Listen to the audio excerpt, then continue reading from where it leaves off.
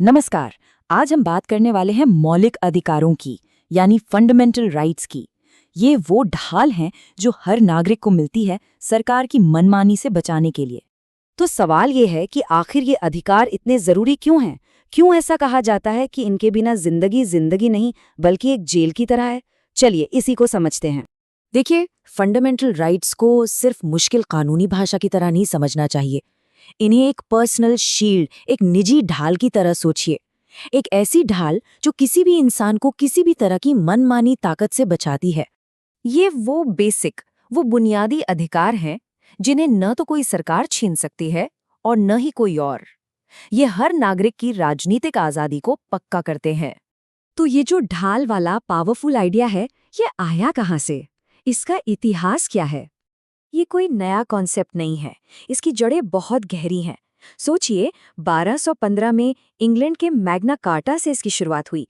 फिर 1791 में आया अमेरिका का बिल ऑफ राइट्स और इसी से प्रेरणा लेकर 1950 में हमारे संविधान में फंडामेंटल राइट्स को जगह दी गई। तो ठीक है, हमारे पास एक ढाल है, पर यह ढाल हमें बचाती किससे है, खतरा किससे है? इस बेहद जरूरी सवाल का जवाब हमारा संविधान बिल्कुल साफ साफ देता है। ये ढाल हमें बचाती है राज्य से, यानी स्टेट से। अब राज्य का मतलब सिर्फ दिल्ली में बैठी केंद्र सरकार नहीं है। हमारे संविधान के हिसाब से इसमें आपकी स्टेट गवर्नमेंट, म्युनिसिपैलिटी, पंचायतें और यहाँ तक कि LIC और ONGC जैसी सरकारी संस्थाएं सब आती हैं। मतलब हर वो बॉडी जिसके पास पावर है। लेकिन हाँ, इस ढाल की भी कुछ शर्तें हैं। ये अधिकार बहुत पावरफुल हैं, पर अनलिमिटेड नहीं है। और सबसे जरूरी बात, देश में इमरजेंसी लगने पर भी जीने का अधिकार यानी आर्टिकल 21 और दोष सिद्धि के खिलाफ संरक्षण यानी आर्टिकल 20 कभी भी किसी भी हालत में सस्पेंड नहीं किए जा सकते। सोचिए ये कितने ज्यादा फंडामेंटल हैं। अब यहीं से एक बहुत बड़ा संवैधानिक सवाल खड़ा हुआ। क्या सरकार यानी पार्लियामेंट इस ढाल को ही बदल सकती है? क्या वो इसमें कोई बदलाव कर सकती है? और इस सवाल पर करीब 20 साल तक संसद और सुप्रीम कोर्ट के बीच एक खींचतान चली। मुद्दा ये था कि क्या संसद की संविधान बदलने की पावर, जो आर्टिकल 368 से मिलती है, वो लोगों के फंडामेंटल राइट्स से बड़ी है? ये पूरी लड़ाई कई केसों से होकर गुजरी। देखिए, 1951 में शंकरी प्रसाद केस में सुप्रीम कोर्ट ने कहा, हाँ, पार्लियामेंट बदल सकती है। फिर 1967 में गोलकनाथ केस में अपना ही फैसला पलट दिया और कहा, नहीं, बिल्कुल नहीं बदल सकती। और फिर 1973 में आया ऐतिहासिक केशवानंद भारती केस, जिसमें एक बीच का रास्ता निकाला गया। और यहीं से जन्म हुआ बेसिक स्ट्रक्चर डॉक्ट्रिन का, यानी मूल ढांचे के सिद्धांत का। सुप्रीम कोर्ट ने कहा, ठीक है, पार्लियामेंट संविधान में बदलाव कर सकती है, पर वो संविधान की बुनियादी संरचना, उसकी आत्मा को नहीं बदल सकती। ये हमारी ढाल का वो हिस्सा है जिसे कोई हाथ नहीं लगा सकता। तो चलिए अब इस ढाल का एक हिस्सा करीब से देखते हैं, समानता का अधिकार।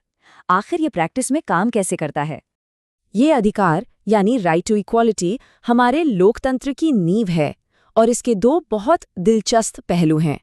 एक है इक्वालिटी बिफोर लॉ और दूसरा है इक्वल प्रोटेक्शन ऑफ लॉज। अब इक्वालिटी बिफोर लॉ का मतलब सीधा सा है, कानून के सामने सब बराबर हैं, चाहे वो प्रधानमंत्री हो या आम नागरिक। लेकिन इक्वल प्रोटेक्शन ऑफ लॉज थोड़ा अलग है। ये कहता है कि एक जैसी परिस्थितियों में लोगों के साथ एक जैसा बर्ताव होना चाहिए। इसका मतलब अलग अलग ग्रुप्स के साथ अलग बर्ताव किया जा सकता है अगर उसका कोई वाजिब कारण हो। इसका एक बहुत अच्छा उदाहरण है ट्रेन का टिकट। एक 20 साल के वयस्क से पूरा किराया लिया जाता है और एक 5 साल के बच्चे से आधा। क्या ये भेदभाव है? नहीं, ये इक्वल प्रोटेक्शन ऑफ लॉज है। यहाँ ये माना गया कि बच्चे और वयस्क दो अलग अलग कैटेगरी हैं और उनके साथ फेयरनेस के लिए अलग अलग व्यवहार करना जरूरी है। तो ये सब समझने के बाद हम आते हैं सबसे आखिरी और शायद सबसे जरूरी बात पर। ये जो फंडामेंटल राइट्स की ढाल है, ये कोई म्यूजियम में रखी हुई चीज नहीं है। ये एक जीती जागती चीज है। इसकी व्याख्या लगातार होती रहती है, इसे डिफेंड किया जाता है और इसकी ताकत इस बात पर टिकी है कि हमारे कोर्ट्स और हम सब नागरिक कितने सजग हैं, कितने विजिलेंट हैं। तो सवाल आखिर में यही है, संविधान में तो हमें ये ढाल दे दी, पर इस ढाल को मजबूती से पकड़े रखने की जिम्मेदारी किसकी है? इस पर सोचिएगा जरूर।